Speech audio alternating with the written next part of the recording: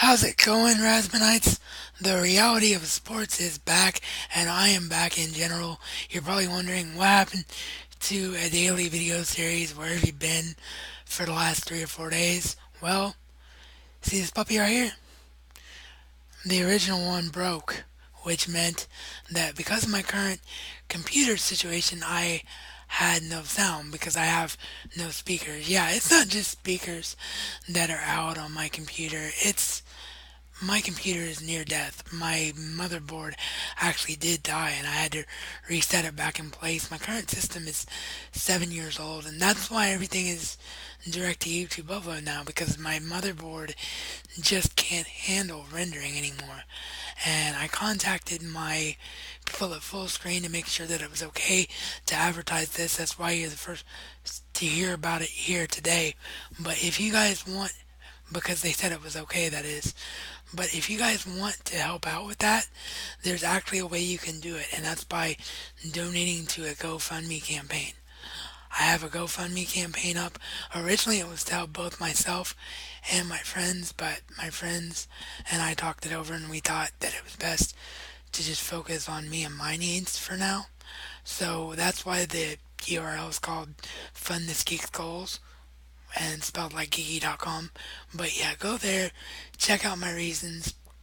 Basically, what it is that I just need new equipment. I need equipment that will handle 1080p rendering so that I can go back to full show format back up so you guys aren't looking at my computer screen through my eyes all the time and be able to show stuff off without having to do this, with my hands. And you'll see more of that in the next episode, which is actually a return to entertainment with an episode of Down by the Creek with new stuff from Mill Creek. So, yeah, just wanted to quickly plug that, and I'll be doing it in a few videos from here on out to try and see if I can get anything going. If anybody has any other suggestions other than Kickstarter, because I'm not in a position to afford prizes right now, if anybody has any other suggestions, let me know. But anyway, the reality of sports. As the title says, today I'm going to be answering your questions because I had no idea how much you guys were actually watching this series ever since they went with this Google Plus YouTube account merger thing.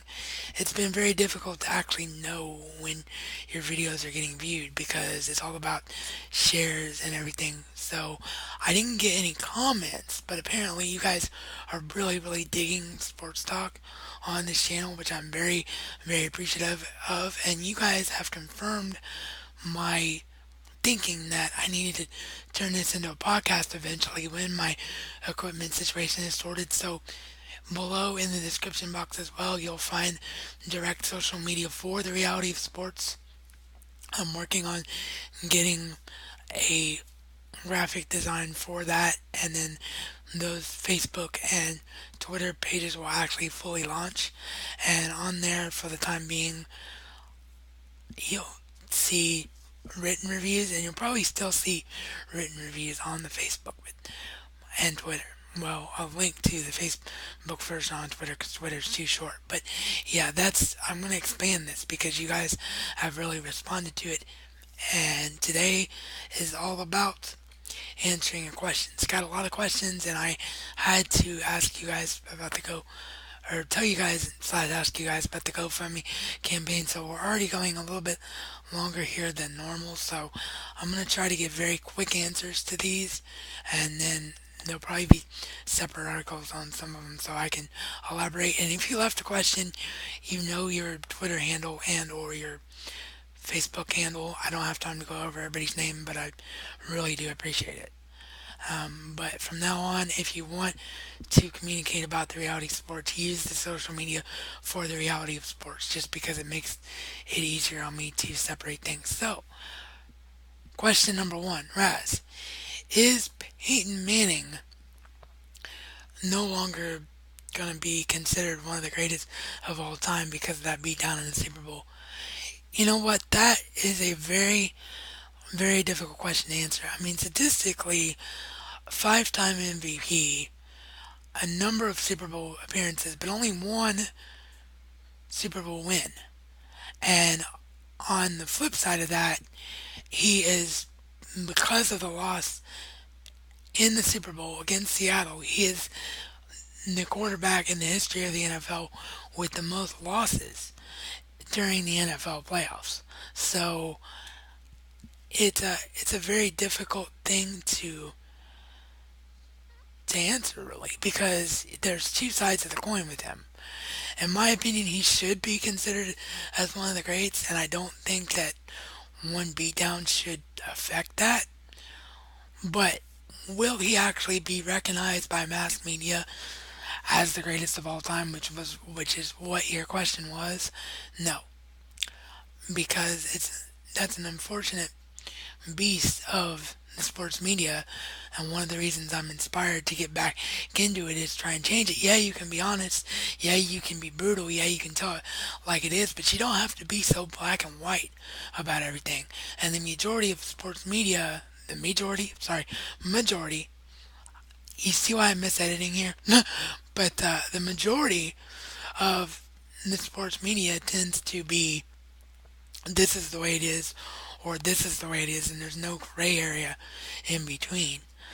So that's what I don't like about it and that's what I'm trying to bring back to it and make it just not myself and guys like Dan Patrick who actually are able to have an opinion again. Now, granted, everybody that's subbed on his show while he's in Sochi for the Winter Olympics, and we're going to get into that in a second as well on your questions, but everybody he's had sub for him has been great. So there are some unbiased members of sports media, but it just seems to be more about people flocking to what they think is okay to be opinionated about. So, yeah, that's a subject for a blog, isn't it? But the bottom line about Peyton is, my opinion is he is one of the greatest of all time. Will he be recognized as the greatest of all time? Most likely not, because the media is all about what have you done for me lately, and Peyton's gonna hurt unless he decides to play in terms. He's gonna hurt in terms of recognition unless he decides to play for another 2 or 3 years and gets himself back to a Super Bowl and wins one. He's gonna be hurt, and it sucks for him. Next up, we've got Raz. Which of the rumored NFL policy changes do you think is the most likely to happen? Centralized replay or the ridding of the extra point to become an automatic seventh point, and then if you want to go for a 2 point conversion, you go for a 2 point conversion. I pretty much would, or there's no pretty much about it. I actually would like to see both happen. I'm a big component to both, but as far as what I think will actually happen, I think centralized replay is a must because of, and I hate using this as an example because you guys know that because I'm not national yet, I'm still all about the fandom and all about the passion, and I'm still an Ohio sports boy, and I hate talking about my Bengals, but I'm also a realist, and I'm also having to have the ability doing this to be unbiased. And the truth is, the Bengals were benefited by a bogus call with Ben Jarvis Green Ellis in that game against the San Diego Chargers in the regular season. At least I think it was the Chargers. Was it the Chargers? I actually can't remember who they were playing, but you guys remember the incident I'm talking about. Jarvis Green Ellis' knee was down clearly, and the referee didn't see it. Ed Huckley didn't see it from his point of view when he watched the replay. So ever since then, everybody's been all about centralized replay, and for a reason.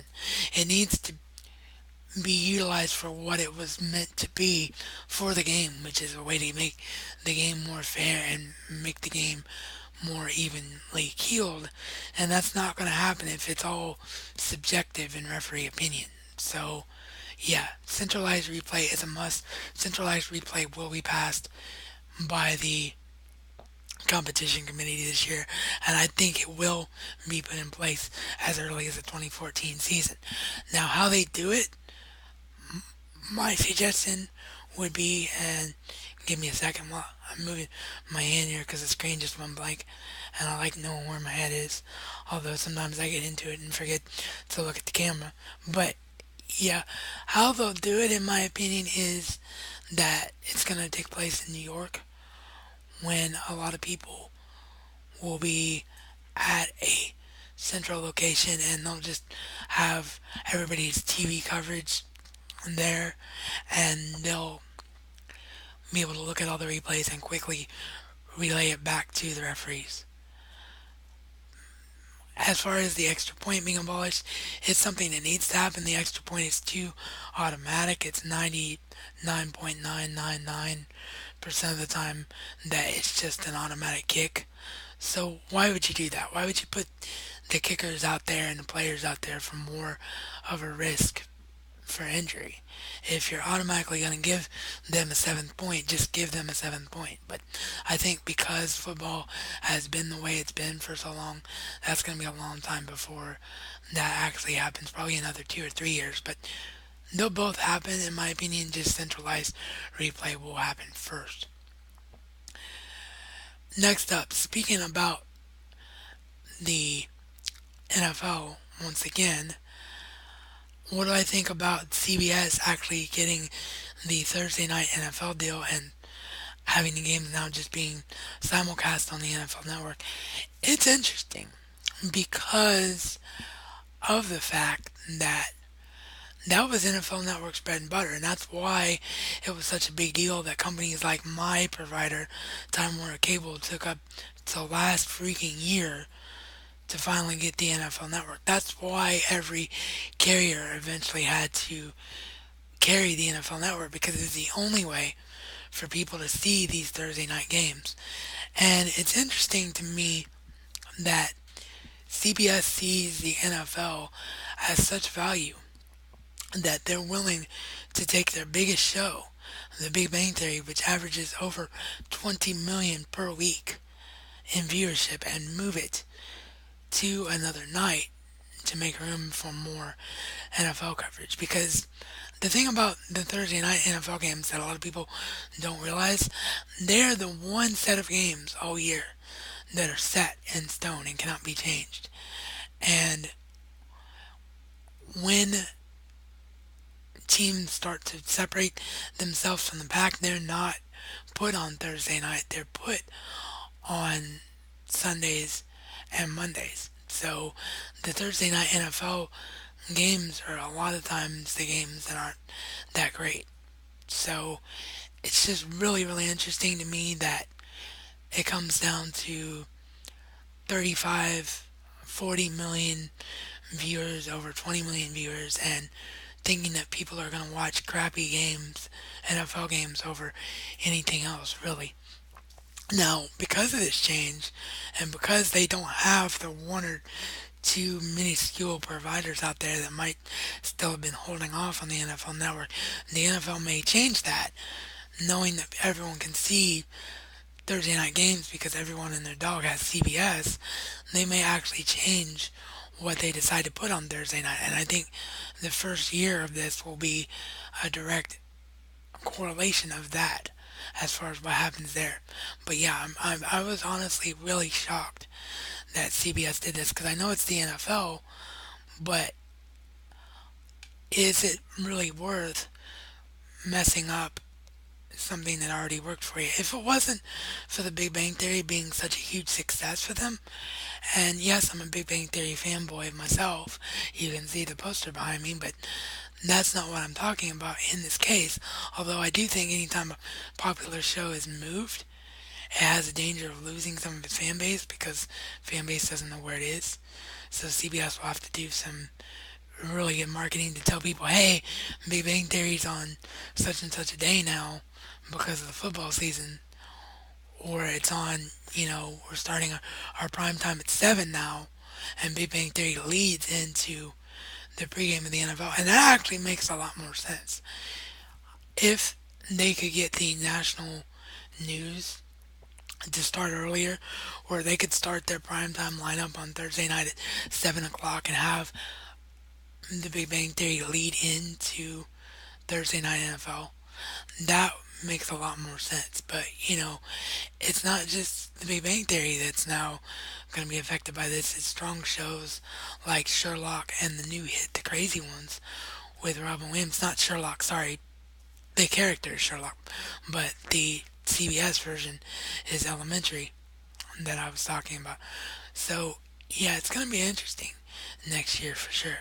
But my opinion on it, and that was a huge ramble about something that should have been a quick answer, and I'll never again say that I'm going to do a quick video because apparently I'm just incapable of it when I have a lot to say, which is part of the reason why this is going to turn into a podcast so I can just focus these videos on one topic and then go off on everything you guys want to hear about once or twice a week. But yeah, my opinion on it is it's a wait and see game, and I'm very, very surprised. And I ended up giving more thought into what I think might happen with it. Next up, we have who, in your opinion, is going to be the biggest story in the Sochi Olympic Games. Well, I think it's already happened. The biggest story, even though the Olympics don't officially start until today fully, I think that the biggest story has already been Shaun White pulling out of one of his events and keeping another deserving athlete from that position. And clearly it's about his legacy, and clearly it's about the fact that he knows he's not 100%.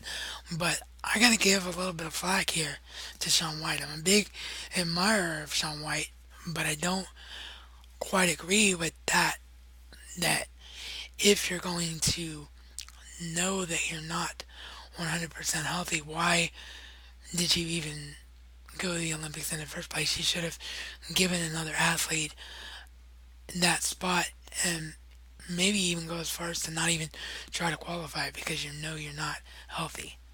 So, yeah, that's the biggest story right now, and I think will probably remain the biggest story of the Sochi Olympic Games unless something amazing happens. I want to see the U.S. succeed in everything, of course, and I want us to have a story that's just about athletics, but it seems very, very rare that the Olympics actually can provide that anymore, which is really, really sucky. And last question for today, and again, you guys, thank you so much for all of this, wanting me to go over all of this, and we have plenty more to come. I'm probably going to skip the weekend and just do this during the week because I do have some entertainment videos to get up, like I said, but we'll see what happens. But yeah, this series is definitely going to continue now, so thank you.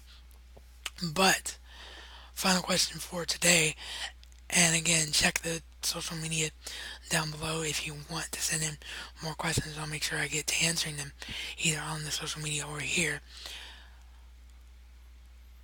But last question for today, and I've said that like 5 times. This is what I don't like about doing YouTube videos is I have directly without editing. It's because I have a lot to say and I'd struggle sometimes getting it out and repeat myself. But just bear with me. You guys have been great. I know you're enjoying this. So yeah. Last question for today. As the smartphone goes off in the background, what do you think about your boy Bronson Arroyo being a free agent? Has the impact of the Masahiro Tanaka contract directly affected guys like Arroyo? There's no question. Bronson Arroyo is still a free agent because he cannot get the money in this market for 1 or 2 more years and an older body that he would have gotten prior to a guy like Masahiro Tanaka, because that's what it's all about. It's all about the big splash and the young arms and the guys that are going to give you guaranteed 30 wins every year and throw a ball 100 miles an hour. So there's no question that the reason Bronson Arroyo doesn't have a team right now is because of the fact that the market is so much different now than it would have been 2 or 3 years ago. With that, all episodes, as always, I always forget to mention this in the beginning. I'll get better at it. But shout out to my boys from Geeky.com. This brand is always brought to you by and correlated with Geeky.com. So check them out down below in the description box. Full screen referral link also down below in the description box. Everything else I've mentioned, the reality of sports, social media, and the GoFundMe campaign down below in the description box as well. This is reality according to the Razman, and Razman style is not just a catchphrase, but a way of life.